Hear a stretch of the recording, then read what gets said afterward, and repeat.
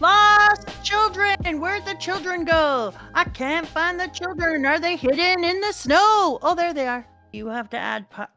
Hey, this is for everyone reading along with us. If you've been reading along and actually keeping up and rereading stuff to refresh your memory, I bet you feel silly now, don't you, about the elf huh? I bet you feel real silly about telling us that nothing comes up about Guts being in a little elf boy. I bet you feel real dumb, don't you, people who read along with us? You got reminded of Peacalf, just like you got reminded of what Skull Knight said about having an affinity for the elves, and you're feeling real dumb right about now. All of y'all who read along weekly with us, you're feeling real silly, aren't you? Yeah, I'm gonna agree with that. We both called each other because we both read very late. Yeah. It's been a busy time. I just want to say you all missed it. You all missed it. I had both of my plays. None of you came to see them. Rude. And then when we were reading it, I called up Drawk and we were talking and we were like, yeah, nice of them just to lay out the whole thing about Guts for us, hey? And we were like yeah, baby. Guys, come on, like, you can say, oh, I read it as metaphorical. Okay, but last arc, Skull Knight was like, you'll probably have some affinity for the elves. And then this arc, we're told, hey, did you know that if you're not supposed to survive as a baby and you do survive as a baby because of the intervention of elves, you get pointy ears? I'm just saying, guys, our boy somehow survived as a baby in the womb of a corpse. I don't know if you know this about babies, but they're not. I wonder if elves had anything to do with it. Our boy, that didn't happen. And we have a story about a baby surviving when it's not supposed to and getting elfified. In my opinion, he says some stuff, Mura says some stuff just right out loud, big. And then he's like, but hey, if you're actually paying attention, here's some not so secret shit for you. And I was like, it's pretty out there, guys. And so the person on Reddit agreed with me. So I liked them more, obviously, where they said, I mean, one of the first criteria of liking people more is they agree with me. Of course, yeah. Obviously, is that he said that there's the obvious story of it being Puck's story and that we're getting to see some of who Puck was and what happened to Puck, that idea.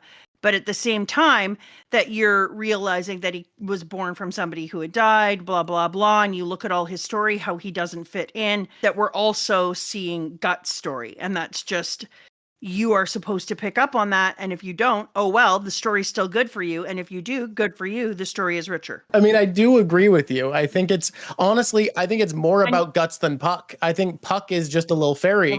I think this is about a human being who is between the world of magic and the world of mortals with nothing left attaching him to reality. That's Guts.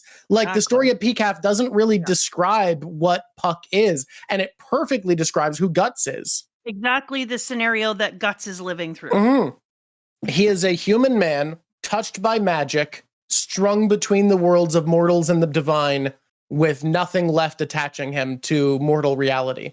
That's Guts. That's my boy. That's him. That's the guy. But let's not get into all the things because we have things attaching to that. Oh, yeah. We are talking about finding children by murdering them. Yeah. The children are terrifying. They demolish pigs. They do adult attacks, which they are out there ruining the world. They disappeared. You can find them, though, in a really easy way. All you have to do is murder them. If you murder these weird bugs, you find the children. It's that easy. Yeah. All you have to do to find kids is kill bugs. Wow. Can we talk about how the demographics of this entire like state is going to be by the fact that like all of the children from one town wouldn't supply that many, especially considering they're killing each other all the time. All of the children from like a huge swath of countryside are gone. Guys, that's bad. Demographic wise, that's not good. As your father says, children are our oil. What? Children are our oil? We're in education, dude. Children are our oil. I guess, yeah, educators are going to have a rough time for a while, huh? That's what... Yeah, there's no teachers left here. What are the teachers teaching? I don't know what to tell you. Elves? No. Let's get into it. Let's get proper into it, right? Immediately, right off the bat, how cool it is that I feel like the arc called The Lost Children about lost children is also a coming of age story. I would agree. Book 14 here. Chapter 95. I think this arc is a Peter Pan. Oh my God, someone said that at the exact same time as me. This is a Peter Pan. Yes. This whole thing right here, This is evil Peter Pan, and it's got me wondering, are we going to get evil fairy tales all over this shit? Well, I was starting to look back on it and thinking like I should go back through this and look at it as different fairy tales because this one is so Peter Pan. It's just like in your face. Well, and it makes sense because this story is Nietzschean, and it makes sense that a Nietzschean Peter Pan would be all about how Peter is wrong. You can't do this. You must face reality. You cannot escape. You are a monster for trying to defy aging and the struggles of adulthood. Also, it's just they did it in such a terrible way. What? Like Berserk did something in a terrible way? Can you explain what you mean? I don't think he'd do that to us. It's Peter Pan. If Peter Pan was grapey and dark and flesh buggy. Yeah, that's fair. I'm gonna stick with that. I've had a little bit of thinking about it, and some chick and her kid are standing on a hill, and I was like, I'm really worried about this. I'm not enjoying this. And you just came off a pretty strong arc. That's concerning. And then I saw that flowery ass horse, and I was like, wait a minute, what's that? And then I was like, the Iron Chain Knights. That's a stupid logo. The Holy Iron Chain Knights, please. It's Holy Iron. Sorry. And I was like, And then there was that Serpico dude who was talking about graping people, and I didn't like him, and I was like, I'm not gonna like these people. Once again, we meet new people and they suck. And then we met the knight. Oh, no, I couldn't tell if this was another femboy like Griffith or a woman until someone said ma'am way later. I immediately was like, if this isn't a girl, I'm gonna be so mad at you. I'm gonna be like next level pissed. This chick is so Can we talk about how ahead of her time this bitch is? She's out here rocking the e-girl buns. Oh, she is. She is killing it. I love her. We got our e-girl paladin for real. I think she's definitely going to be like, anti our boy for a while. But our boy, to be honest with you, he does some shit you could be really anti about. You could see that. It's pretty easy to look at what he's left in his wake. Yeah. I'm not on her side about that. Hey, why are there a bunch of... I even said out loud in my mouth, I said, come on, give him a break. He didn't know they were kids when he started killing them. And then I was like, not to mention, like, they're attacking him and eating people and stealing other children. And then I was like, yeah, but also all she's doing is literally following a trail of dead babies. The trail you were following to follow Mr. Guts Berserk is made of deceased, or three things, sorry. I forgot a very important third thing. Number one, dead bodies. Yeah. Number two, stories of the unreal. Yeah, there was a bunch of demons here, and they look into it and are like, well, there isn't anymore, so we don't believe you. And number three, traumatized little girls. Yeah, he really does like to traumatize girls every time he goes. Guts is like, I can explain. I can explain. So E-Girl Paladin has been walking the countryside as a holy knight after finding her great pilgrimage of a lake of blood that appeared with Griffith's anointment to the god hand, and is like, all right, every town we go, by the way, that's sick as fuck. The fact there's mutilated monsters in it is crazy. I love it. The Lake of Blood is incredible. Not just mutilated monsters. I spent some time blowing up the pages, and then I found things that look like our crew in it, like little bits and pieces of people. Okay, so that was where the Hell Tornado. That's where Hell Tornado was. Yeah. Love it all. And I was like, ah. So E-Girl Paladin has been wandering the countryside after finding a prophesized lake, seeing the remnants of piles of bodies, stories of otherworldly beings, and traumatized little girls going, this is all associated with one guy.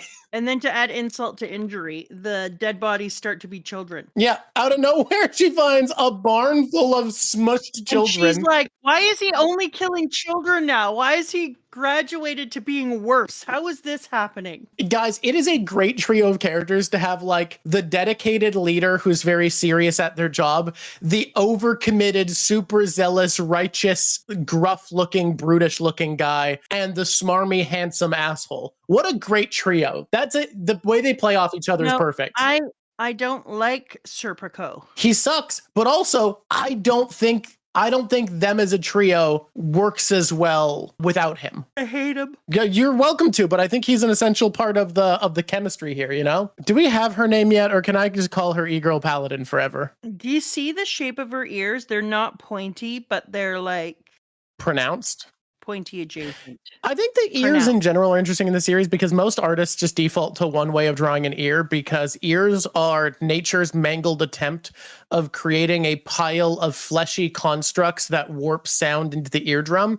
And every person seems to have arrived at a bizarre construct of nature's own madness. And if you actually want to draw ears well, you have to basically draw every person with their own insane pile of shapes.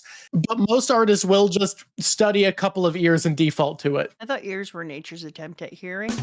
The tree that they stopped at, as soon as they stop at it, I'm like, you haven't done anything. Okay, I want to say two things. Like, first of all, once upon a time, there was a author named Mura, and he wrote this story called Berserk. We know it's called Berserk because we had this moment when a dude went Berserk. And so all of a sudden we're reading along. We're in the middle of a chapter. We're not even at the end of a chapter. It's just there. And there is a tiny little square that says 2 years later. And I'm like, wow, that was underwhelming.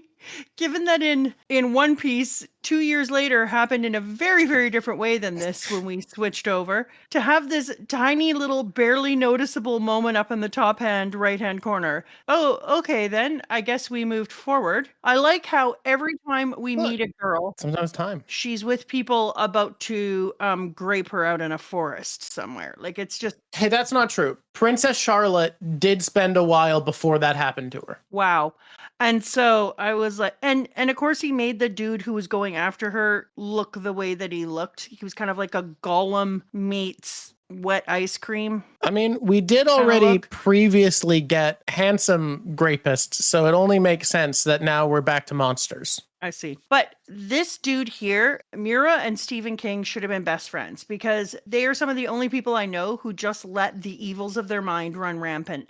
Who the hell in their brain make-upper thinks about having to hammer your own intestine into a tree, then walk around it? Who the hell is like, okay, that's the thing that I'm gonna put in here? Who leans deeply into that side? I really wish that Stephen King and Mura could be BFFs forever. And then be like, what would be even grosser is if all of those leftover bits of intestine were umbilical cords coming out of the people from the tree. Jesus Christ. Okay. Yep. Well, look up close. That's what it looks like. It doesn't look like nails. It looks like umbilical cord ends coming out of the tree. I can see that. Signifying each soul that was taken.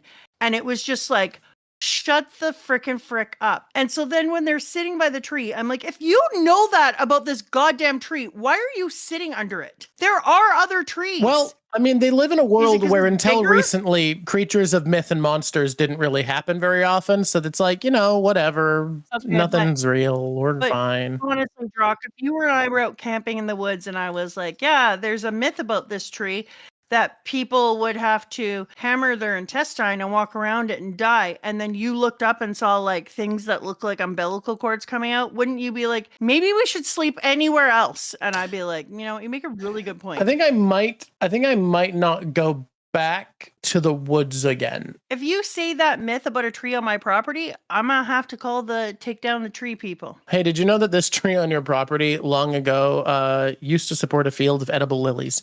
I need to diatribe real quick. Guys, I'm gonna call Mura Kenny Boy sometimes. Why? I like to be funny and colloquial. It is not just dad levity. I am a colloquial person. I don't believe in formality that much. If you at any point feel from my reaction to the story, anyone watching, that I don't respect this man's talent as an author, that's one thing. But I don't think formality should be more important than the actual content of someone's conversation. And I think I am giving more than a little bit of respect to this man's talent. And no, I agree that our boy Kenny is incredibly good at just embracing the most up shit. And I would just like to put out there that if you have trouble with colloquialisms and Drawk's inability to call people by their respected names, luckily I'm here and I never mess up with anyone's name. Not once as I'm Mama constantly ever.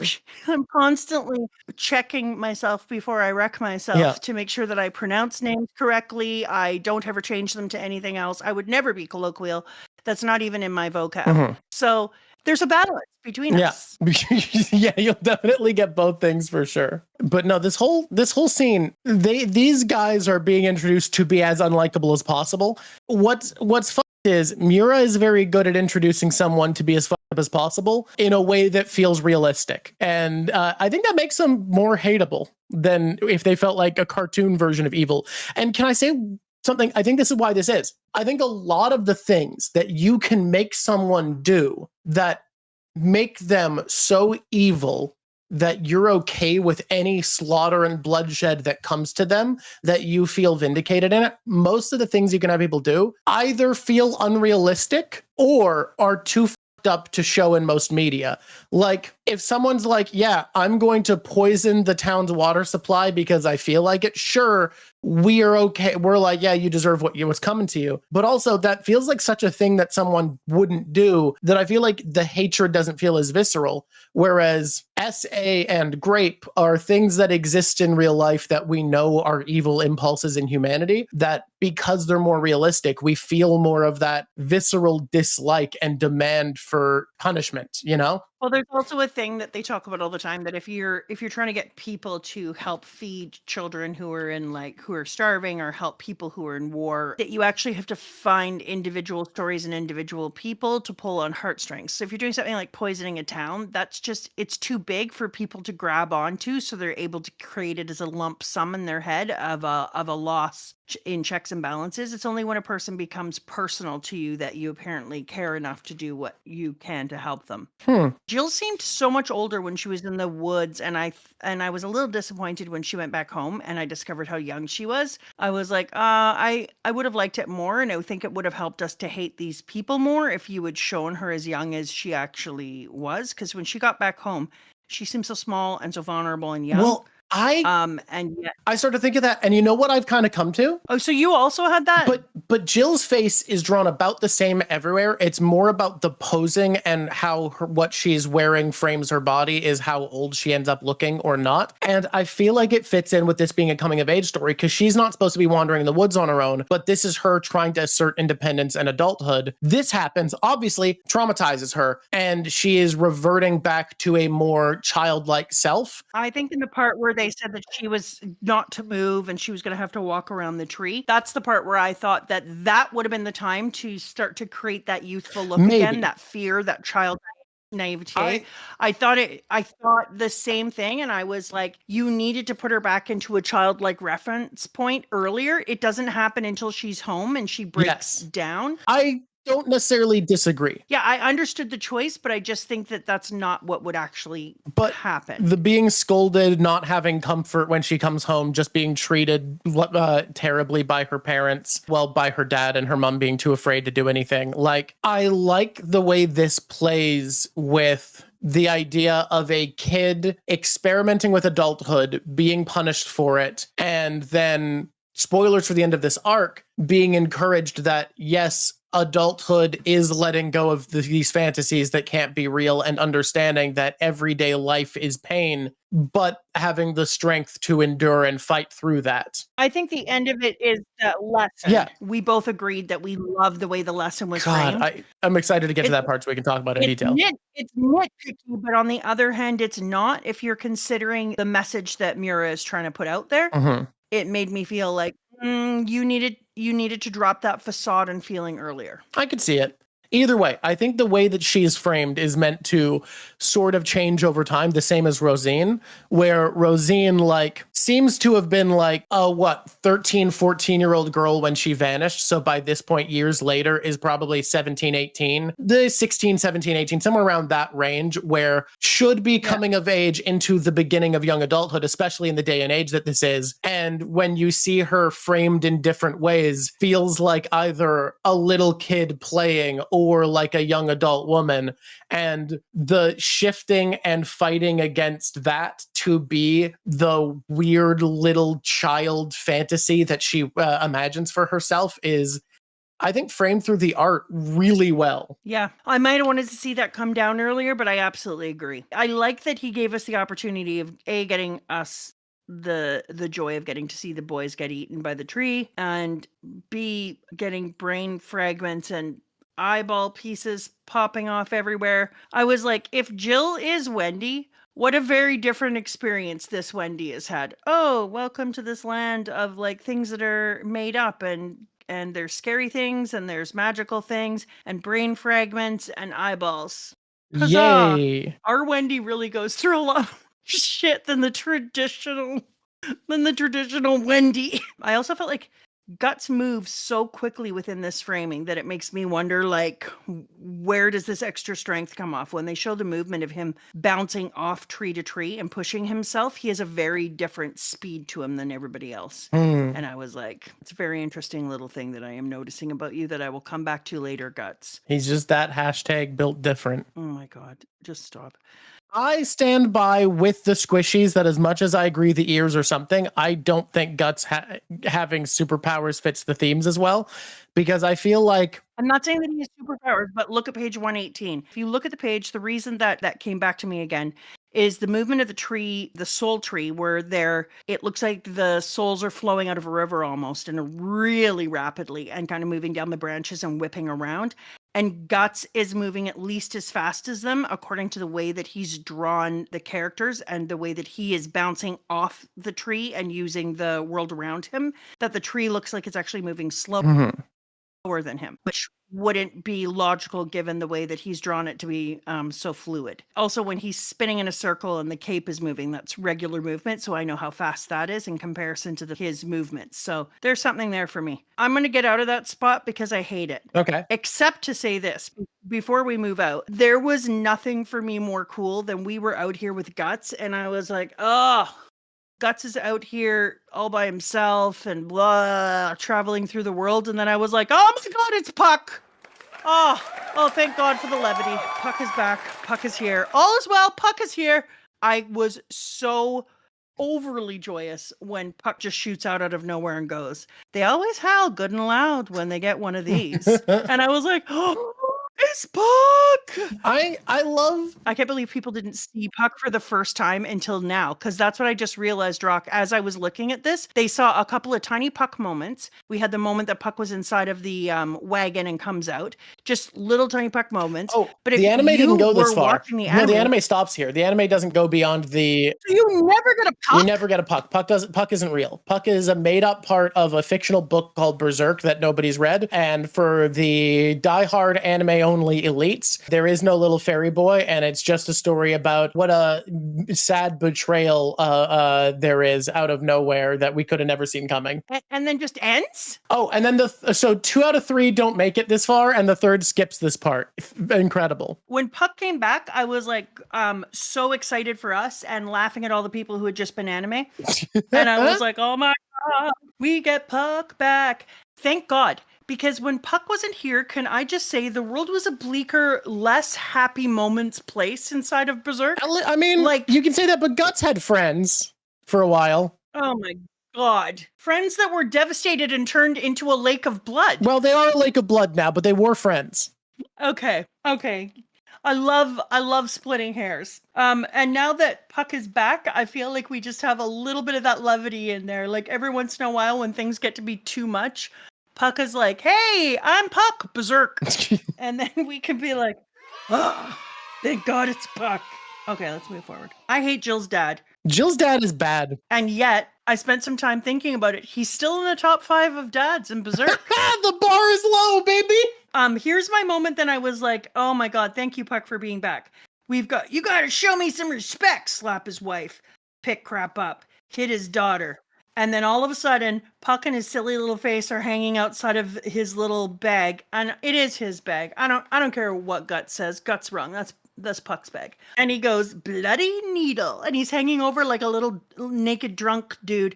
And all of a sudden he flicks the bloody needle thing at somebody. And he does it in such a cute little quirky way that you're like, yay. And then he like spins his little stick in the air like, victory is mine. And I'm like, oh, thank God for...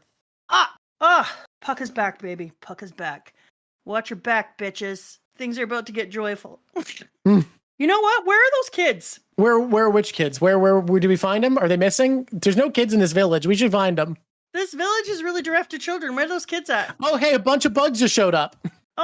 Oh, you know what's a problem? They're eating all of the livestock. stock. That's not good. When I see these like little children bugs fly into and immediately explode people, like I get that Guts is strong, but the fact that he can be like, yeah, my plan is to get hit with a bunch of kids and then run into the fire later. Why does working out make your skull stronger? Yeah, that was kind of like a different level of kamikaze where he just assumed that all of his hard work has really made his like head thicker. And it has somehow, but working out really hard has made his skull less explodable. He's like Zorro. I'm gonna have to work out really hard so even my nose can cut you.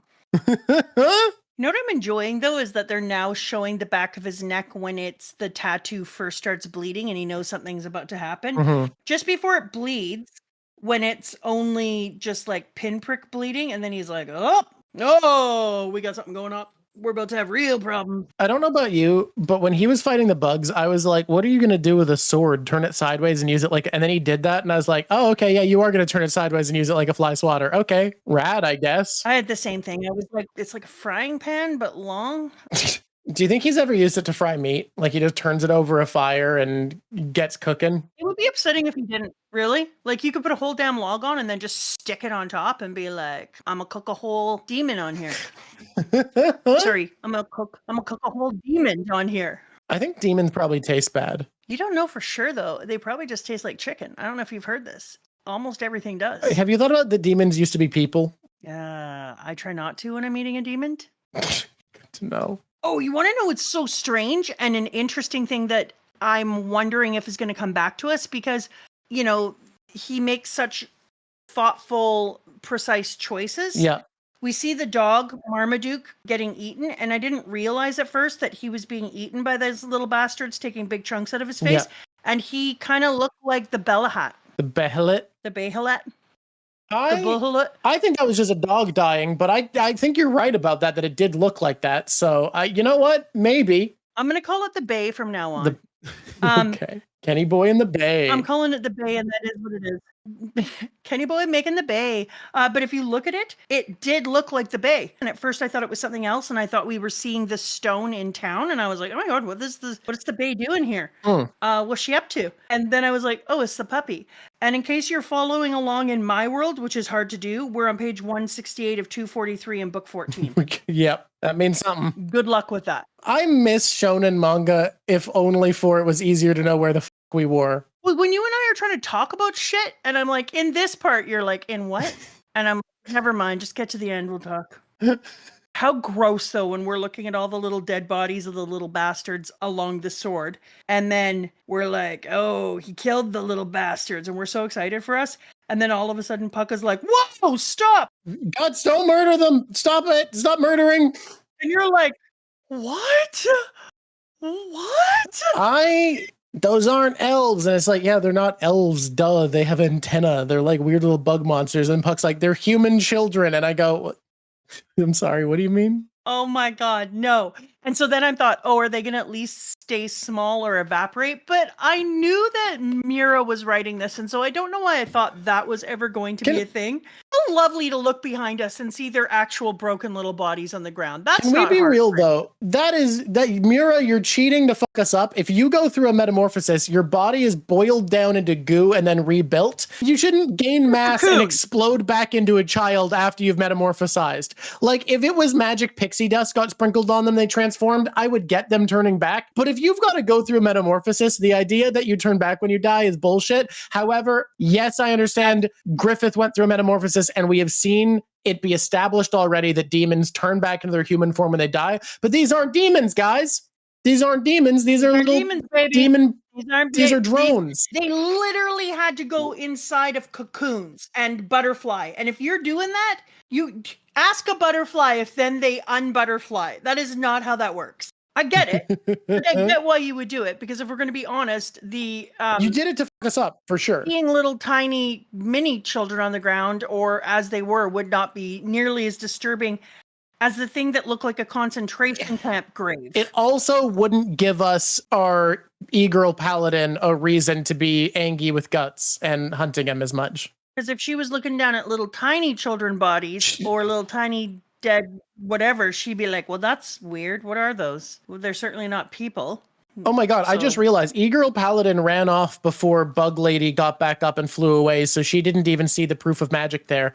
What a funny bit that is, to be chasing magical shit this far and not see any of it. I got something that is a very true thing, except for she has stories and vibes. That's basically what she has. Oh, they're the pseudo-apostles. You're right. They can give a bit of their mat. Yep, never mind. I'm moving out of here. We're in book 15. That's a place where it's book 15.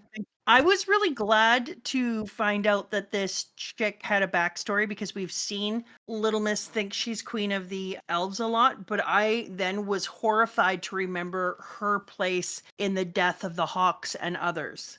Where she was like, I want to murder them. I'm going to have a great time. He would have been in the new times then. Like, she would have been probably gone for like a year. Yeah, so that was like a 14-year-old girl like, let's kill him. Like super kill.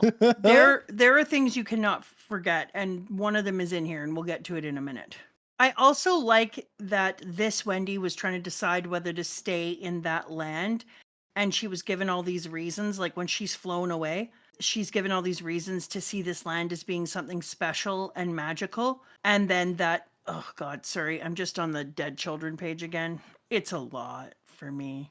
It's going to be a no for me. I was like thinking about how much of the real Peter Pan that one mirrored in a darker way. Because when Wendy first went over there, the freaking mermaids try to grab Wendy and pull her in and drown her. They're literally like grabbing her legs and trying to pull her under and talking about pulling and holding her under the water.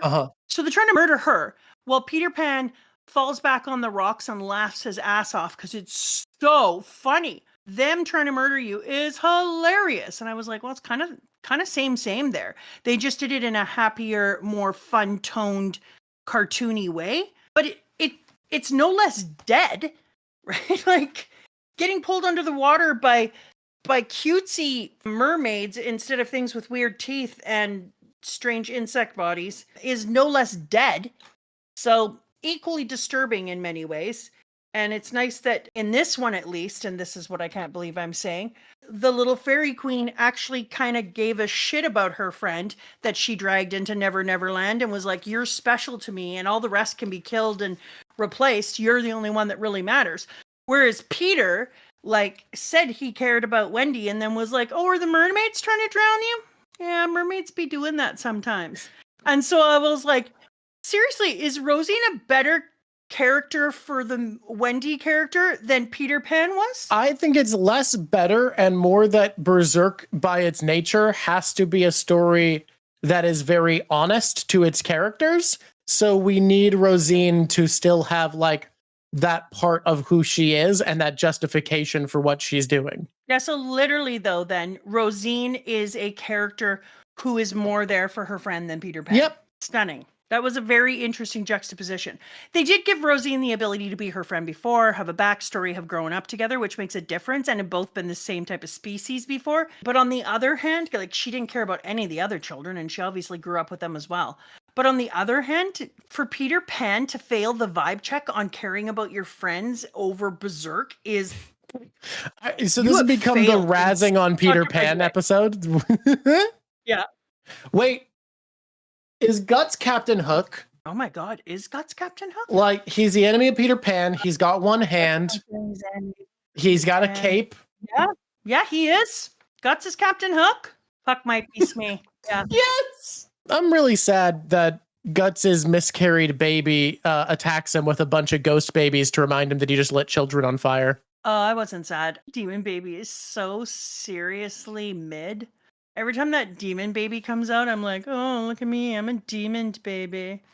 I have one big bulgy eye and a strange body. I'm scary. Whatever. You know what you are? You are literally just some tissue that should have been killed. Like, you are not awesome. Oh my God. Does that seem dark? You know? It's a demon! Also, Puck would be Smeekerbell. Smeekerbell. Understood. Yeah. The thing is, Tinkerbell was way more on Pan's side than Wendy's. So, like, I got it. Guys, I know who Tinkerbell is. It's those two knights who got turned into a mantis and a Hercules beetle. Oh my God. Ew. It's them. You know what I do kind of like is that they make one of the people pee their pants. I think that's That's a good thing, talking about how upset and scared people are. That's a good way to do it. So we have Guts going on his own. We have our Wendy. What is her? Why? We've been calling her Wendy so much I can't remember. Jill. Jill. We have Jill chasing him down. Seemed very mid. She shows up in the middle of Guts' fight, and Guts gets knocked out by hitting his head on a rock and is like, hey, can you salt shaker that fairy on me? He gets knocked down, but does he get knocked up again? Does he get back up again? You said it wrong. Remember when you said it wrong? Knocked out. I kind of love that. Oh, and I also like that his baby coming out of the fire and they're trying to make the baby look cute. I just got to that page, so I would just like to point this out. First of all, they gave it duck face, which, okay, oh my God. That's a thing. It kind of looks like a pig, and I'm more upset about it being a pig that's in the fire burning to death than I was about it being a demon baby that belonged to them. This demon baby is not affecting you emotionally in the ways I think it is intending to. Does this demon baby affect other people? Do other people feel impacted by it? I mean, this is like 3 years that he's been haunted by a reminder of what he's lost with Casca and who took it from him. I don't find it sad. I'm like, oh, thank God, that thing's not going to hurt him very bad. That's okay. We don't have to fight any real demons, just this pig baby. It's a bunch of babies. Meanwhile, these children were actual children who were born, who were loved, who were cared for and stolen, who went through pain. These ones I felt bad for. I was like, you poor little babies, especially when they were screaming things like, Mommy, I need you, and Mommy, I'm lost and stuff. I was like, okay, that's awful. That was terrible. Do you think like there were a lot of children at the village who had normal parents that weren't pieces of shit, who were living like kind of okay lives, who didn't go on a demon adventure like Rosine and Jill because they were just kind of hanging? I just don't know. I kept trying to wonder, like, every time we go, no, even the little boy, his parents didn't run out of the house to protect him. Like, I'm going to tell you right now, Drawk's out of the house and things are trying to get him. I have 6 coats partway on my body that are covering us, and I wrap him up and roll us back. Like, ain't nobody eating my kid without me getting eaten. So I was like, where are his people? Oh, that turns out they had been eaten. So then I was like, okay, well, maybe. I think his parents loved him before they exploded. And that's why I'm wondering if his parents were actually good because they tried to save him and they were eaten. Yeah, so I think there were kids who had like a chill, good life in that town and in general. And like we just followed the ones who had shitty enough lives that they would rather be part of the demon adventure. Okay. I would really just one day like to meet a father who is just like could beat Slug Dad. Berserk and One Piece have a lot in common. Themes about demons and gods being the same thing. Themes about perspective, themes about strength of character, and themes about dads are bad and moms are dead. As we move forward, you will notice that the babies do something. And by the babies, I mean Guts. He goes... Yeah, it is weird to call Berserk! And he literally changes form. Kind of looks in this one picture, and if you would like to come along for the ride with me, and he looks like Zod. His teeth are elongated and pointed. His nose wrinkles, becomes more animalistic. So does his face. It almost takes on a furriness to it. And I think that's his Berserk. It's like going Super Saiyan, but he goes Berserk. I think it's just an artistic interpretation of him being angry. He's an angry boy. I'm just saying, I'm on the fence, but it exists as a thing that I think about. And he's going into the fight, and then little kids are saying, Mommy, where are... And then he kills them, that one was heart-wrenching. And during this time, we see him pull himself out to save Jill still, which made me have faith in his humanity. He goes to swing the sword and is like, this better be the last time you jump in front of my sword mid-swing. And she goes, it won't. Yeah, she basically is just like, I'm going to be honest with you, probably not. I will jump in front of this sword mid-swing again. She's like, I got a habit that I just can't control. He feels very Zod-like in that moment. I hope if Zod was his daddy, that'd be so funny. Anyway. What if it's Skull Knight? The story of P-Cap... I think he goes by Skull Daddy. Oh my God, you must stop. Daddy Skull. Must stop. I don't know why. He's so hot. Why would you want me to not mention Skull Daddy? Do you hate Skull Daddy? He's wearing a helmet of a skull. Or is he a helmet of a skull? Either way, he's hot. Okay. That dude is running on charisma and riz. And I'm going to need you to put some respect on his 90% of the scenes he's in, he shows up, says something ominous, and leaves. What's wrong with that? It sounds a lot like, I don't know, Shanks. I'm telling you, this is why all the girls had a crush on Tuxedo Mask. It's because showing up, saying something ominous, and leaving is all it takes. Men, take notes. Lean with arms crossed on door frame, say ominous thing, leave. There you go. Tonight is the night where the moon strikes its highest pose. Walk away, and everyone's going to be like, what the fuck? Who is that? You actually just described my perfect man. He also left. Oh. Look, we don't know if it's his helmet or not. It could be either. Who's to say? At the end of the day, it's night. Because we're talking about style, I want to real quick. Does anyone know where a large man can buy high quality Korean street fashion? I don't know where to find good quality K fashion for a man of my physique. If anyone knows, please tell me. And that's all. All right, YouTube. You heard the man. Please. I need help. Giantly tall humans who are like 189 centimeters tall. I told Drawk that I wanted this picture, but then I told him Puck had to be in it. Yeah. And I'm going to say things that the crowd is not going to like. You're allowed. There is a picture of Rosine when she's seen kind of from a front ways angle, and she's got her little things that you drew there with their mouths open. You drew them differently, PPSS. You've got them more like Audrey too. I got them based off a specific image. It feels like depending on what they're doing, they're drawn very differently. The V shape is definitely there for a reason, which makes sense because this is a coming of age story, the whole thing. And by the end of it, we see instead of her being a little fairy tale creature who's like, I'm never going to grow up, I'm going to stay young forever. We see her start to be like, weirdly more adult, where she's saying things like, wow, you sure are handsome. I see why she likes you, but she's still a kid, so she's not allowed. And like, oh, I can build my own world anywhere. I can take on anything. Watch her. The reason I'm pointing that out is because of that. Yeah. That she is this she is both sexes. It's this like powerful, sexual, giant, lusty, warmongering bug fairy. And I was like, I had to admit that one of the ways to make something scary is to make penises with mouths. That's actually a frightening thing. I feel like these bugs fill a really important role in Berserk, which is Nira, Kenny Boy, he says, guys, if the story concludes a little too quickly, things aren't going to be as interesting. So we need a mini boss. So we're going to have a mini boss, and it's going to be a bunch of bug guys. If you're going to say mini boss, then I have to do this first. Mini boss. Okay. So here's my take is kind of mixed on these little dudes, right? Where on one hand, there is something incredibly interesting about her being like, grown-ups are all bad, grown-ups are terrible. These grown-ups are going to protect us no matter what. And the grown-ups, she says, are going to protect them no matter what, are literally the people who were going to grape her yesterday. Like, they are people she could not be more afraid of. And it's this really interesting ignorance, almost, of not really caring who these people actually are because she's in her fairy tale world where she's entirely in control of everything. I feel like, do you ever notice something where there's depth to something that you can't quite access, like you're on the verge of it? I can't quite figure out what the meaning is, but there is something actually meaningful about Rosine being like, yeah, we can trust them, when they're literally the people who caused her greatest trauma and are the reason she wants to escape with Rosine. Like, the thing haunting her and making her consider this more than anything else. Well, I didn't even think about that, if I'm going to be honest with you. Okay. Nice. The story of Pcaf. Guys, Pcaf was a story about a little boy who was born, was going to die. The parents were like, we love him so much, fairies, please save him. The fairies were like, and all of a sudden, baby's healed, but it has red eyes and pointed ears now. And I have to say, Jesus Christ, people, really? You're going to tell us there's nothing about the ears thing when we have a story?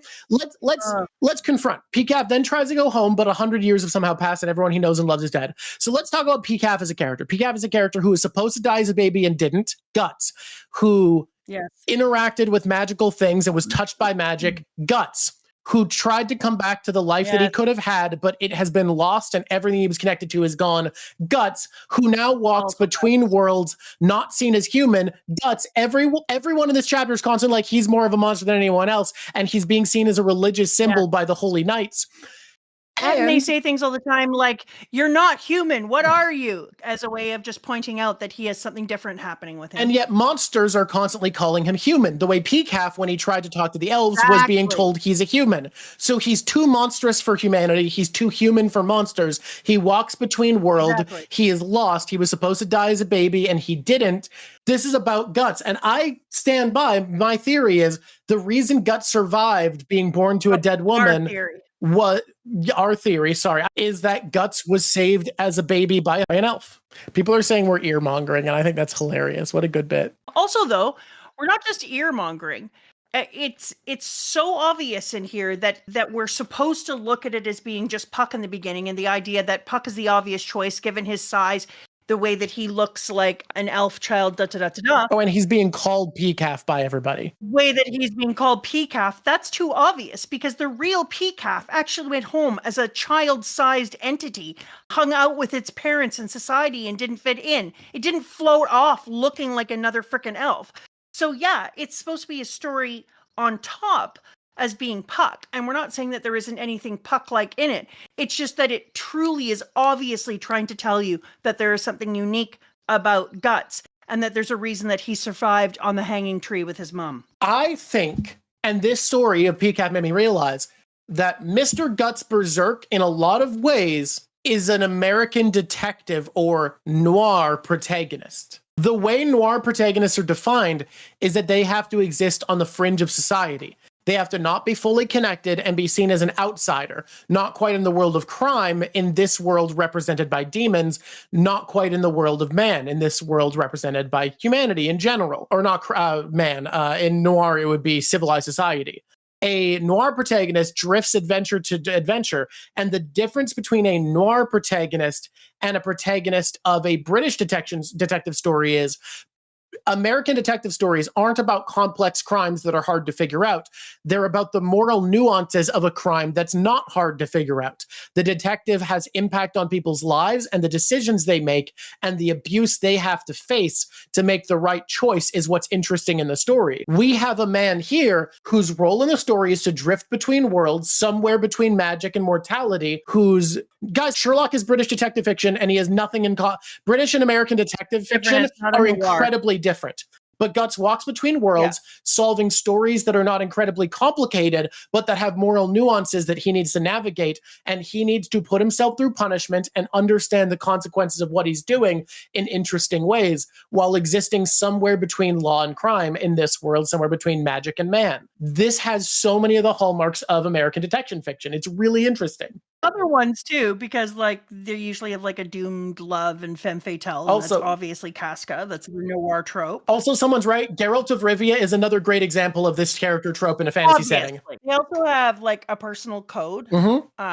Any noir protagonist that's rooted in kind of like loyalty and justice. Protecting the vulnerable. And he tries not to, and he does it in that grumpy noir way. And usually noir protagonists come from a background of military or law enforcement where they were traumatized or scarred and realized the folly of what they were involved in beforehand. Also traumatized in their youth. Moral ambiguity, loner. All those things hit. You know what? I like that all this time that I didn't know this, but Guts had the goddamn bay in his backpack. Like, oh, okay. Yeah, you've just been walking around with the bayonet, huh? It's just you stole it from Slug Dad, and it's just yours now, I guess. The Puck opens up the bag, and you go, "Oh, like this?" And she's like, "Yeah, exactly like that." You sure that's not even it?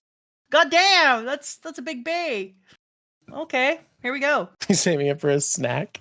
He's going to just eat it one day. He's going to be like, yummy egg. Maybe he'd be less pissy if he wasn't carrying that bitch around all the time. I can't get any sleep. Well, you are carrying a cursed item, and you are cursed, and... You have Bay in your back, man. I don't know if that's what I would carry around. I mean, you should talk to Smeagol. Smeagol has a ring, and he can't make it through the night, so... Can we talk about how these two knights who got turned into awesome bugs, by the way, a mantis and a rhinoceros beetle, or Hercules beetle, great choice of bugs, if they hadn't have been dumbasses and waited to fight him after everybody else was dead, they would have killed Guts. Like, I don't think he could have fought everybody else and them. Yeah. Those beetle, like, if you're going to be anything, if you have to turn it into a bug, beetle's the way to go. Mantis is a good choice too, though. It's okay, but watching that beetle, I was like, you are a tank. You are tanking it out. Yeah, but like the strategies they had felt so good of the mantis occupying him with fast movement so he can't dodge the attacks of the beetle. It was great. Really good. Those dudes, if that beetle and mantis had gotten their shit together and just attacked with everybody else, Guts is dead. End of Berserk. Sorry. Would have been like, and then in that moment, the giant bugs killed him, and Puck had to find new things to do with his life. The earth was plunged into darkness. The end. When Guts shows up to kill Rosine, she should be like, "How did you win?" He should just be like, "They took turns." Ew, that body pile. Why he got to keep making body piles? Like, I understand it's effective, but we've had body mountains, we've had body balls, we've had too many multi-corpse body piles, a body tree. Ugh, I'm so done with the body piles, man. That body ball, I'm not here for it. It was so goddamn gross.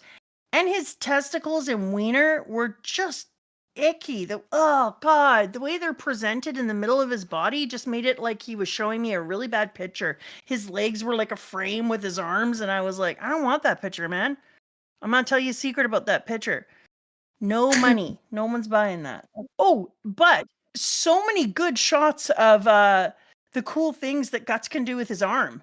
Like to find out that he can use it as a cannonball and all the other ways that he can use it and the crossbow and stuff. I was like, oh, this is amazing. I am here for all of these arm uses. The choreography in this whole arc was really well handled, I think. Like, I think it was... I still, tragically, I hate this.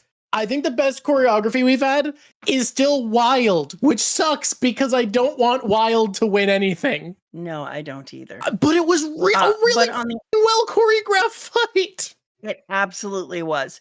It was a bit cluttery in spots, but there was more room for movement and space, and so the panels let me actually kind of dig into what was happening there. Hello, YouTube. It's me, Mama Drawk. You know me from such places as the Drawk Show. Yeah. I am hanging out here on YouTube. Why don't you subscribe? I'll tell you why you don't. You think about it and you're like, well, maybe I'll subscribe at the end. Just subscribe now. It helps us a lot, and helping people is a nice thing to do. Press like. If you press like, it makes other people see this, and it beats the YouTubes. If you would like to become a Patreon, we go on there and do some weird and wild stuff, and then our Patreon people get to come on our actual show once a month. Those are the things I have to say about that. I don't have anything else to say about it. Enjoy all the warmer weather, like the fact that it's staying lighter later, and go out and tell somebody that you are grateful they're in your life. Aww. Ciao. That was great. Stellar. Dude, that was awesome. Okay, I'm really glad. Hey, Drawk. Yeah? I'm really glad you're in my life. Aw. Hey, I'm really glad you're in my life, too. Let's get back to it. I love the little cartoon where our bad boy Puck makes the fingers on the hand of God look ridiculous and adorable. I almost made you draw that picture. I love his from memory, God hand, where he's like, I think they were something like this, right? Yeah, the little freaking adorable little guys up in his head, and I was like, oh, look at those little evil babies. And Guts had a relationship with that crow one. I don't know what's up, man. Oh, cute. Guts, tell me about your backstory. Yeah, tell me a little bit about yourself. You're adorable. Can I just say, you're giving off Gemini vibes. Oh my God. I'm absolutely loving that. Puck looks so cute sometimes that it's just too much for my brain. And I'm so grateful he's here taking some of the edge off of the shit. And then we immediately go out of Puck's falling down pages where the sky is open and empty and he's being goofy. And he's like, this is a good chance, into Guts. Bleeding out of his mouth, being attacked by insects, darkness, an extra head, just a head piece sitting on his arm, blood dripping off of all of his fist, sword, ear, everything. And I was like, that is the exact transition that makes this what it is now. Yeah. And we were used to that because we read the manga. So we saw the first few chapters and it did that. Hey, anime onlys, if you're watching this video, you're learning about a mysterious arc that doesn't exist. And then the dudes who are attacking him go, you'd really be able to defeat them all along. And so they were saying, like, even though it was looking as if Guts was going to lose, which we both thought that he was going to, like that they were trying to say that he would lose, then it just shows him putting his hand on their face and crushing their skull. and then the two dudes who were in the pile of bodies, or as I call it, the ball of bodies, were like, you were really able to defeat them all along. And then the big guy with the strange junk that looks like if he ever learns to close his legs is going to have a Nutcracker episode goes, "Are you really human?" in his head. And I was like, more evidence for the piece about whether or not he has fully been human or if he's been elf touched. And Guts' reply is, "I don't know, probably. Can we get this over with?" And then they're like, "Yes, we will take you on one at a time. Here we go." Look, I know there's not a lot of Berserk anime onlys, but those who exist, what's wrong with you? Did you do this to yourself? We're going to be known as those assholes. Those assholes. You know the assholes who keep talking about this one thing? People keep telling me the soundtrack from one of them is good, from one of the Berserk attempts. I don't think that it's about a soundtrack, though. Like, I don't think that's what the dude was going for. You don't think the soundtrack was the purpose? Can I say in this bug fight, when I started to see how it was animated, I've heard a lot of people say that Katakuri from One Piece reminds them of Guts. And I was like, I don't really see it. And then all of a sudden, seeing Guts be drawn in the bug fight, I was like, never mind. That's Katakuri, actually. That's him. Is the knight's name Farnese? I am Farnese, leader of the Holy Iron Chain Knights. Okay, so E-Girl is Farnese. Hi, E-Girl. Love to see you. Sound so Farnese. It's just Farnese. Okay, I'll allow it. Or Farnese. Okay, she's Italian. Oh, so probably it's Farnese. No, if it's Italian, it's Farnese. Oh boy. E-Girl Paladin. Like we've said, obviously she has a point in why she thinks Guts is bad, and she's looking for the prophesized Hawk of Night or whatever. And also, I love that she's like, all right, I'm going to be the only woman knight in the series because Casca is never going to be knighted. How am I going to represent all women in the military? I know. I'm going to make my horse wear a little unicorn hat. Yeah. Well, Farnese is incredible to me, and she can make her horse wear whatever it wants because her horse and her are in tune. They are as one. And she's all like, get your shit together. You are a chain knight or whatever the shit they think they are. Chain knight? Royal chain? Knights of the Holy Iron Chain, I think. Order of the... Well, yeah. That is just so uncool. But you know what is cool? Is finding out that the thing on the back of their neck, the stamp of horribleness, yes, the marked moment comes from their religion. It's literally the symbol of the faith in this world. The symbol of God is actually the dark mark, and that's the craziest shit, dude. That is such crazy shit. I loved seeing the holy symbol for the first time when she was talking to the head of the local church, and the realization of, hey, why does that symbol seem familiar? Oh, fuck.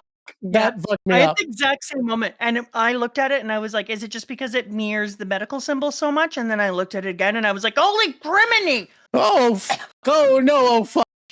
What are we looking at here, folks? What are we doing, folks? Why are we playing with me this way? You know what? I'm glad the anime didn't adapt this so that Jill gets to be our special bean for us. Anime onlys don't get Jill. We have Jill. That name, though, eh? Like, they really chose just a really average human name. All the other names are like, let's be clever and these names.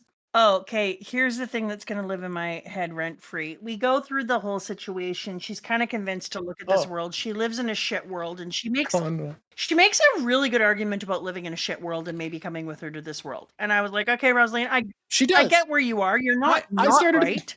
Well, it's while the fairies killing each other felt like a cop-out to me, honestly. Like, it felt like too blatant of a reason not to. I really thought the same. And it wasn't bad enough that she had them. It wasn't bad enough that she had them killing each other, which in my opinion was already like, ugh. Why are you doing that? But then to have them attack each other and call it, is it adult attack? Yeah.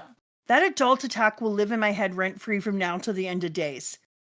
That was one of the most horrifying things that I've ever seen in my entire life. It was so unnecessary, especially because they showed that particular one dead, and it was a child now, and they showed it bleeding, and the other children who are still bug fairies floating around. And I was like, I can't believe I'm saying this, because I didn't think anything could get worse than the thing you showed me last time. That's the new most horrifying thing. I think I don't have the skill of a writer to immediately say what this would be on instinct. But I think this, for me, needed to be something that felt like something more symbolic of the harm of living in fantasy and trying to avoid growing up needed to be whatever the horrifying thing she saw, because it felt like she made a lot of good points about why this world was better. And then the It book didn't was need to like, be raping somebody with the literal stinger of their body, the, and then the having that, well, it and just then felt like the having book that child wanted to solve the die. problem of her wanting to be here really quickly so that we weren't stuck in the zone of Murdering her each wondering other, if she should be would have been here. enough. Them murdering each other But, would have been enough. but even then, it being out of nowhere, I was still like, I don't know, man. Like, it doesn't feel symbolic of what the problems are.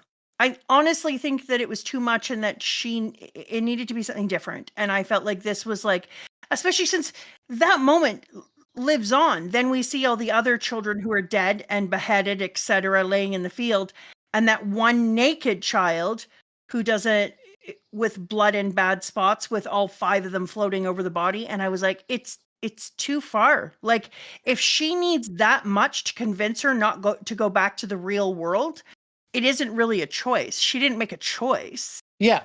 She chose not jumping into hellfire over walking in 90-degree heat. Like, you didn't make it a choice. They weren't two equal things anymore. It felt like it needed to be more symbolic of the harms of living in a fantasy world and not growing up. And instead it was just like a really bad thing to make it easy for her to make the choice. And this isn't to say I dislike the arc. It was the only moment that I felt weak and kind of forced in a really well-written arc. But like, that one moment I felt like wasn't done perfectly well. I just feel like it should have been something where there was some difficulty in the choosing of the act. And honestly, if you had chosen to live there after the adult attack, let alone the war, then you've got a couple of screws loose. What was good is that the arc didn't end hinging on will she choose to stay here or choose to go home. The arc ends on her choosing to go on living 3 choices, go on living with the life she had despite how hard it was, try to follow Mr. Guts Berserk, or the third option of let herself die. Those ended up being the choices instead, which felt more important. But and we know Rosine didn't do it. We're saying the author had them do it, not Rosine. The author did have the choice. This is a Mira thing. And also the testicle children in their testicle cocoons, that was nasty. Like, we know it wasn't a one-time thing. It still just came out of nowhere and was like, hey, let's get rid of this dilemma you're having. It meant that our protagonist, like her as a protagonist, as a Wendy character, was no longer choosing. There is no choosing in it. When you watch that war and people die, and the graping that occurred of that child with a stinger of the other child, you're not choosing anymore. That isn't a life that somebody would choose for themselves. Those children didn't choose it. They were stolen and put into a cocoon and forced to be that person. She's coming in here and seeing that. That isn't a choice. Who would choose that? Mm-hmm. And so I wanted there to be more of the ability for there to be a dilemma over her choice, something that was more subtle that she would actually have to work for. It honestly felt like Mura wrote himself into a corner by making the reality of her life so blatantly cruel and making this area so perfect that he was like, how do I real quick 180 this to make it feel bad to be here? Like, how do I make this area bad? Even better if they attacked someone else. If somebody had come in and all of them had attacked that person and she'd had to see them watch as an that, outsider, then she would have been choosing for herself, because then she would have had to say, do I want to have that power and that ability to kill and take over other people as a unit so that I would have safety? Or do I have a philosophical dilemma over that ability? Or if someone questioned the group and then they sicked them and destroyed them, like something to represent this moment more specifically. Yeah, something like that. I would take either of those options. Yeah, there's probably other options. It just felt like some of the only imprecise writing in this series. And when the series has such a high bar of precision, that stands out a little. We're not talking about it being bad that the children are acting with just like that there's sexual elements to their design or action.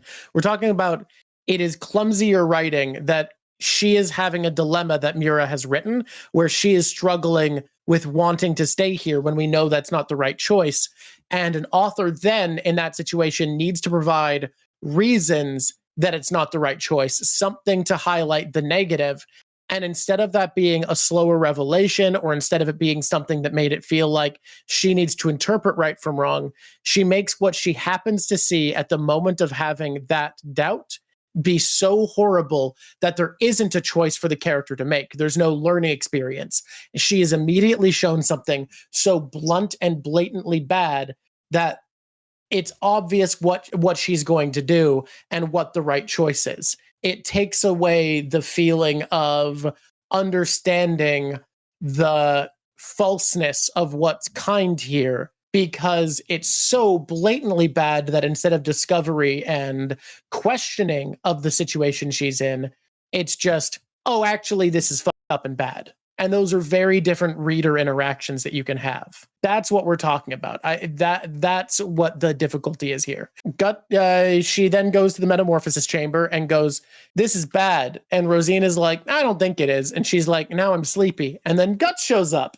This art, I don't like when I'm looking at it here, but when I look over on the side and see the smaller version, I think this looks good zoomed out. I feel like that explains my point a little bit better. I like the moment.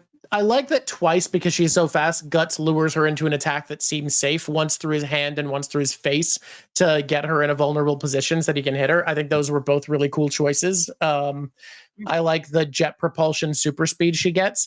I like the more mature design kind of reflecting her transition and abandoning the fairy tale element of her and becoming properly what she is as a demon.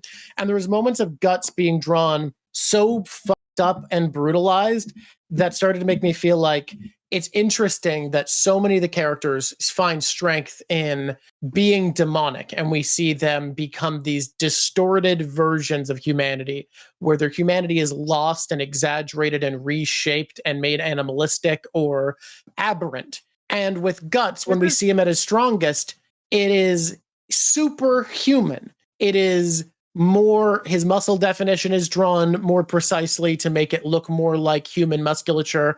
His facial expressions are more exaggerated. We see the individual elements of his face, and we see the injury. He is a flesh and blood person, and his strength comes from that, from being that to its nth. And I think that's shown in the art in a really cool, powerful way. And then the funniest moment is right at the beginning of what you're about to talk about, where there's Rosine looking over her life and talking about what happened and thinking about it. And she's talking to Jill, and Jill's like, "Yeah, that is sad." And Puck's like, "I'm here too." And everyone's having this somber little moment. And then we get one panel at the end of the chapter of Guts having also fallen, being on fire and screaming. And it just gave me the funniest mental image of them being like, "I didn't want to hurt you. I miss them. What did I do?" And she's like, "Oh, Rosine." And then cut to Guts. "Oh, come on fire. Oh God, I fell so far. Holy Christ. Oh, fuck. No." Exactly. That was amazing. So funny to contrast the sweet somber scene and him being like, "I just fell 48 feet into a wildfire. Give me the dust, man. I'm gonna die." You know what Puck would have said? "You sure act like you don't want me around for a guy who would have died 78 times without my help this week." You sure do like using me as a salt shaker all the time. For somebody who says you don't want me around, you sure do treat me as a magic condiment. I think I was tired of fights because we read it so fast because we were bad kids. That when I got to this fight, I was just like, there's another fight. I want touching things or poignant. Like when he wraps her in his cape and Puck is on the edge and he says, "There is no paradise for you to escape to." That's the shit I'm looking for. It was so beautiful. That's the casserole I want to eat. But there was so much respect for her, where he's like, "Look, your life isn't simple. I know it's brutal. I know it's hard, but you gotta fight." I know, but that's the panel. That's all the panel. Like the fight is whatever for me. I was like, we've seen a lot of fights because we read it so fast. We saw all the fights together. But that particular panel, that's what I was looking for. I wasn't looking for fights, but him, it's exactly what I talked about before, that the detail and the focus and the thoughtfulness. He even has almost a halo around him. And then his cape makes him seem like it is the ultimate in protection, and then he becomes what that tree was. It looks like his cape, if you look at the way the highlights are done, is roots that go into the ground, and he becomes like that tree that was filled with human life, but he is one singular human life, and he is protecting her. And even though he is protecting her, and even though he is giving her that literal 10 full seconds of knowing that she is wrapped in this most safety she can have in this world, he is saying from his mouth the exact opposite. There is no paradise for you to escape to. And I was like, that is one of the best moments in this entire section. I love it so much. This little scene is so beautiful. It's just, I love it. But like I said, it's because it's respectful to her. It's like, yeah, I'm not saying it's easy. I'm not saying go home because it's safe there. I'm saying go home because the world I am a walking disaster.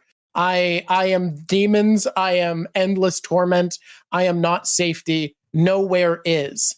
Everything is a battlefield. Anyone who tells you otherwise is fake. Fight your battle. And then when she's like, yeah, I'm going to fight my tiny battle, having respect for herself and what she's going to be enduring and being like, yeah, I'll cry and I'll scream if I have to. I'll clench my fists, but I'll keep fighting. That's the lesson Guts wants to teach you. That's what he's trying to leave you with. And he actually succeeded. So good. That he looks down at her and says, what you'll find, what's there is just a battlefield. Go home. And you know that what she's going to is her own battlefield. The honesty of a lesson that's not go back to safety, but it isn't safe. Nothing is. This isn't a world that's safe for anyone. Fight. Oh, so good. I just realized there's something very, very poignant about her dad being so eager to get back to a battlefield and talking about his days in a battlefield, and then Jill acknowledging now with strength and resolve that everything is a battlefield, that love is a battlefield. Looking to that is silly. Thinking of that as the good times is silly because that's how everything is. That's this world. Yeah, there is no safety in the world, but it also feels like he's trying to tell us that there is no safety and that everything is just our own battlefield. Which I think is really beautiful and poignant, of being like, yeah, perfect safety isn't something you should be pursuing because it doesn't exist. Just keep fighting. And even though I agree with him, this is where he's saying it in a more passive voice, even though I don't disagree with him, because I agree with him, but at the same time, I'm like, if everything looks like a gun, that's what your brain starts to look like, and you program yourself to live in a battlefield. And so there's part of me that's also like, it's okay to understand that you're going to have to fight. It's not okay to think that the entire world is just a war and everyone has their own battlefield. That would be taking away to the right to be a human who moves through the planet and sees things for their beauty, not for battlefield beauty, but for their peace or their protection or their joy or their which is interesting because this series also does take its time to enjoy beauty in the moments where it exists. I completely agree it does. But I just think that here he framed it. And I think in this particular world, it's fine to frame it as everything is a battlefield. Because I'm not going to lie, I haven't seen a lot of not battlefields. But I think it would be dangerous for people to assume that he says that for everything. And I think there is some implication of that in here.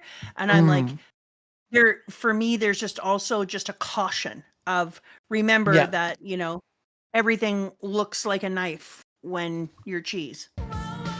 Dude, the beauty of her thinking about, like, one of the things scaring her is that the only thing waiting for her is to become a parent and be like them, be too afraid to protect her child, or to be so cruel that she takes out all of her hatred on her child.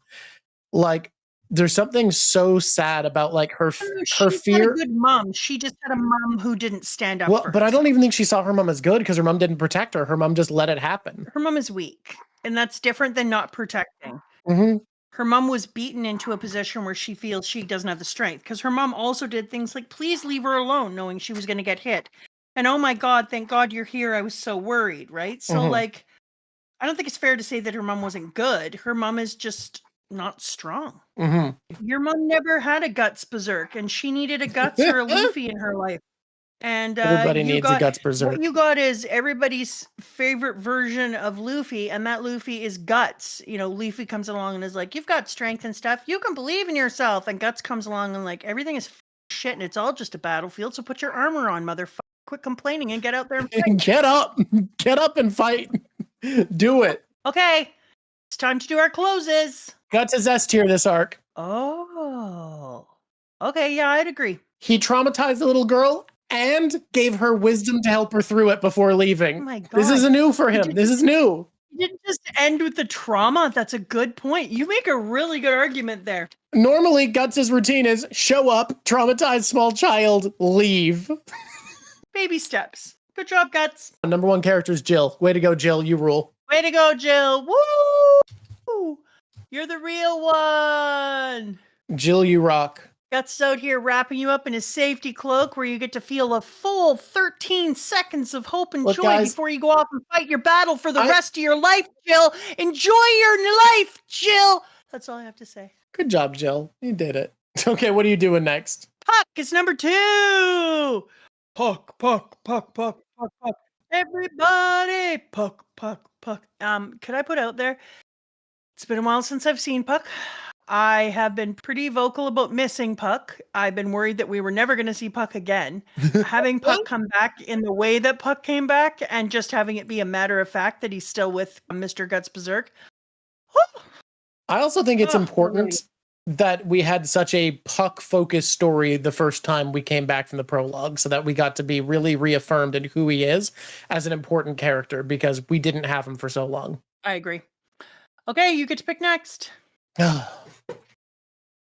Look, I don't want to just go down in order, but I got to make sure she's up high enough. Paladin E-Girl number 3. You're not wrong. Paladin E-Girl. It's your birthday. You didn't talk about the fact I loved when her shitty lieutenant was doing the autopsies and was like, no, this was done by one guy because all of these blows were by the same weapon. And there's no world where there's 2 guys that can wield a weapon like this.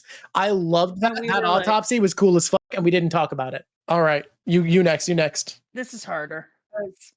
Like, no one deserves it, but you got to give it as a number 4 to Rosine. I get it. I think you're right. She was a monster, but she was an understandable one. She's also... Rosine was the first we've seen of a demon who truly regrets what they did at the end. Not only that, but has retained a well of humanity that has really easy access. Yep. The fact that she, at the end of her life, was like, basically, we find out she's been hiding from what she did and lying to herself, but knows and is like, yeah, I fucked up in a major way. I shouldn't have killed them. I shouldn't have given them. The fairies weren't real. This was all an illusion. I know I wasn't a real fairy. Like, her breaking down at the end was brutal. Yeah. Guys, I know you want her to be top 3, but Paladin E-Girl. One thing else I'll say about Rosine, the fact that she regretted what she did so much should be all the evidence you need of why children can't legally sign contracts in our world. Exactly. Next. Number 5, Paladin E-Girl's assistant, the guy who, it's the best bit. It is one of the best jokes we've had in the series. Him interpreting everything shitty dad is doing as being the fucking best. It rocked. I loved it. I loved him being like, you've struggled so bravely to follow and save your daughter. I hope we get more of that. I hope we get more of him thinking awful people are great and reading into everything they're doing the best way possible. I loved it. It was amazing. If we had a single character that thought the best of people, that would be a wild trip to take in this manga. I bet the one anime that made it this far cut him because they didn't think he was important enough. Best monster is obviously Rosine. It's the only monster worth anything, so I'm going to do a drip. Yeah. I mean, I want you to pick, though. Rosine final form, Rosine maskless, or Rosine base form? I'm not going to lie. I'm a purist here. I'm a base form Rosine. I think I might like final form better, but E-Girl Paladin's drip is too unreal for me to not put her on here. We got one drip, one monster this week. Oh, jeez. If we're talking about who is the best drip, it is E-Girl's drip. Oh, saddest and happiest moment. I know my saddest moment. That's not even a question. Yeah, do you wanna? That feels weird. How would you know that? Well, I think everybody knows that adult attack is my saddest moment. That makes sense. That's pretty fucked up. I understand this. I'm gonna say saddest moment is probably like Rosine dying with regret. I think that actually kind of crushed me. Like realizing, this little fucked up baby didn't want to be a demon after all. She was just delusional and insane. What is your happy moment of joy? Because this is the happy Berserk read through. Happy Berserk read through, everyone. You go first on this one. Okay. I need a lot of thought. It's this one. It's the thing you had me draw. I'm stealing it. Haha. You need to think of a new one.